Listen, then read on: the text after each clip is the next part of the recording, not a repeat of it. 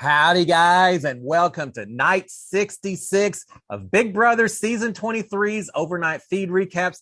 And welcome to Cliff Notes from outside the Big Brother house. Now, before we talk about Big Brother, 20 years ago today, September 11th, a national tragedy. Just want to take a moment to say, never forget those that we lost that day. Never forget those that were responsible for the attack.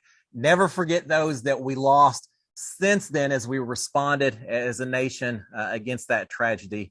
And while we don't forget, we also choose to defeat the terrorists by saying no to fear and continuing to live a life of love, passion, and joy, and caring for one another. I'm so honored that while I was in the Big Brother house 2 years ago, we were able to take a moment of silence on 9/11 and talk together about what had happened. It was incredibly one of the most important days of the entire time I spent inside the Big Brother house. So yes, we never forget, but we do move on. All right, guys, with that being said, let's talk about Big Brother. Let's talk about what happened.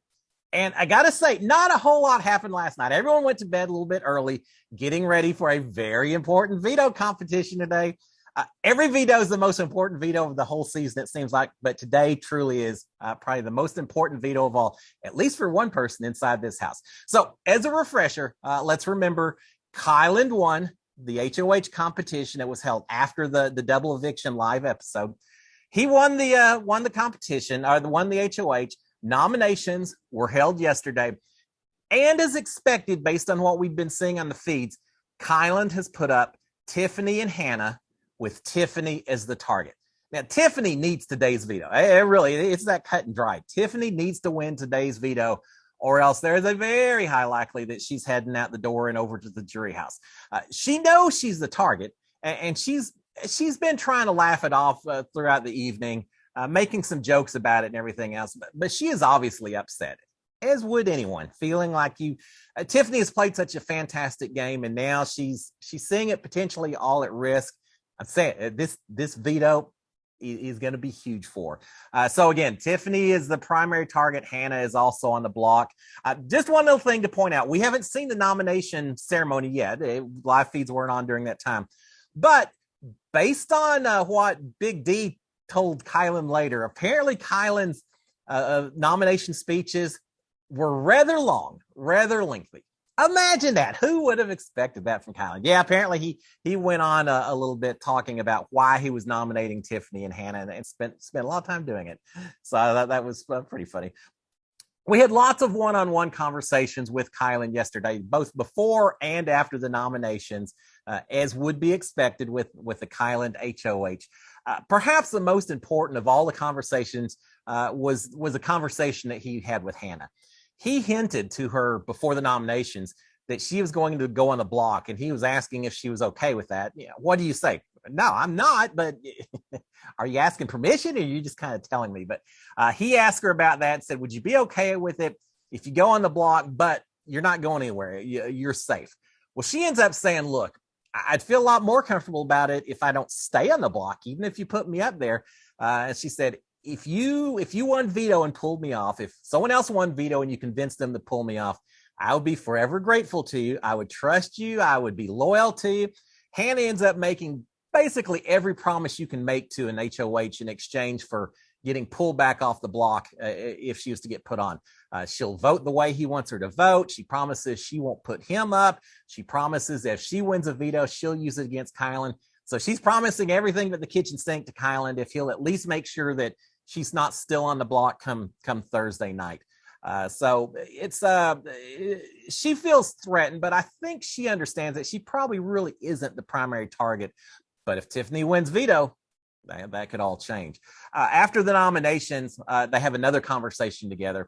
And Kyland basically confirms to Hannah, I think she's actually the one that brought it up, said, Kyland, just to confirm, you only put me up on the block so that if I won veto, I wouldn't use it on Tiffany. He says, yeah, that's it. That's absolutely it.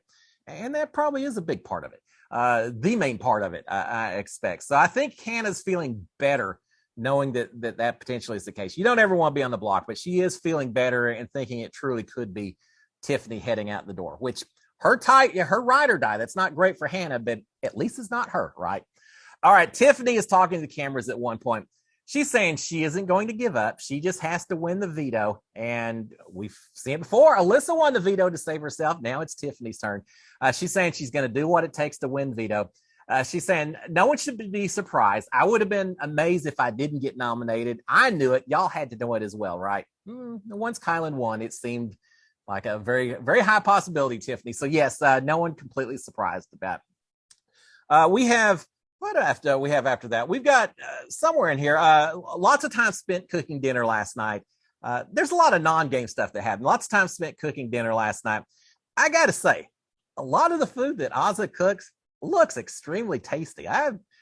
We had some good food during my season, but Ozza's quite the cook. I was impressed with some of the things that she was cooking up at the meal last night. All right, we've got a little bit later, everyone in the choral room talking about just a bunch of things. They're talking about who might have said rude things about others in the diary room, and they're all kind of saying, Big D's probably saying all kinds of stuff. And they start off, I think it's Ozza that said at first she didn't think she'd ever be able to watch one of the episodes and see people talking about her, but now that she's made it this far, she's going to have a big old tub of popcorn. She's going to watch every minute of it, love it.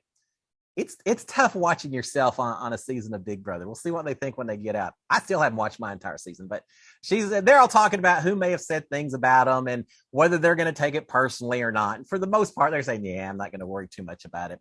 There's lots of other talk as well, talking about intimacy versus dating, age differences in dating, etc. In other words, just a whole lot of non-game talk.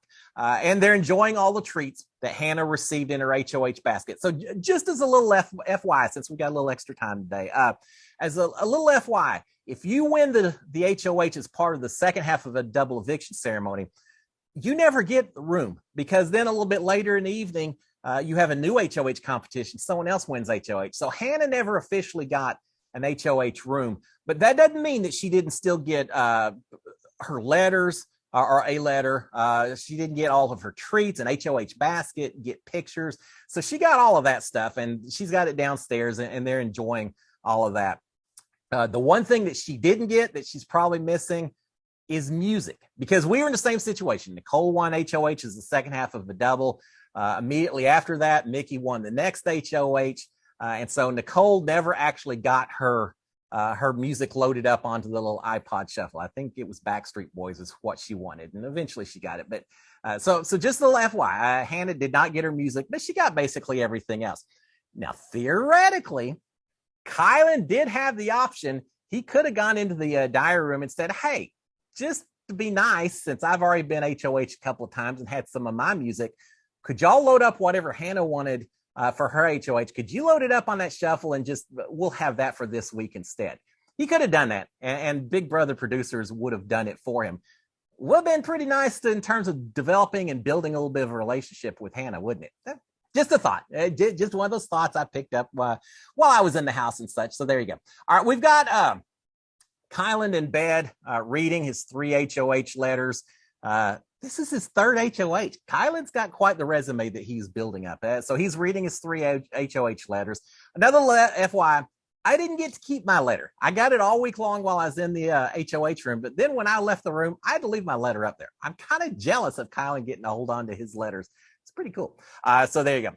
And with that, everyone in bed at 1:30, 1 o'clock or so in the morning. Incredibly early for this cast of house guests. They all went to bed early. And I think it's because we've got the veto. Well, there's two things. One, they were woken up, I think, yesterday at 8 o'clock or so in the morning. Early in the morning. Kylan didn't get his HOH room until 2 o'clock or so in the morning the night before. And then like 5 hours later, they're woken up to start the nominations and everything else, and just general being woken up, if I recall. So they didn't get a lot of sleep the night before. Everyone's trying to get rested and ready for today's veto ceremony. So a lot of reasons that they called it an early night. And a lot of people just don't want to talk game right now until they see what happens with the veto itself. So before we shut down, let's just talk about alliances, relationship connections. Who's looking really good right now? Maybe who's not so much. Well, for a long time, I've been saying that Xavier is my winner's pick, and nothing has happened in the last few days has changed that. Xavier is in a fantastic position. Y'all realize there are only 6 people in this house, and he has 3 final 3s. Yes, indeed. He's got a lot of final threes. Xavier has a final three with Big D and Ozza, the former Jokers. He's got another Big D with Kylan, and Xavier's got one with Big D and Ozza. He's got another final three with Kylan and Big D, the three guys left in the house. And he has another final three, and that's with Tiffany and Hannah. So Xavier is very well protected. No matter who wins the next HOH, I feel like Xavier may be in a decent position. Now, Tiffany or Hannah is the one exception. I think if one of them goes home, the other one's left. They very well may go after Xavier if they were to win it. But Xavier is very well positioned with so many final threes that he's got right now. As long as people don't start comparing notes and wondering if maybe one final three is stronger than the other. But beyond that, I think Xavier's in a good position. Do y'all know who else is in a fantastic position right now? Big D. Big D is in a great position. He's got a final three with the guys, and I think they want to keep him to the very end because they feel like they can beat him. He also has a final three with Kylan and with Xavier and Ozza. Ozza's not going to send Big D out. She and he are very tight as former Jokers.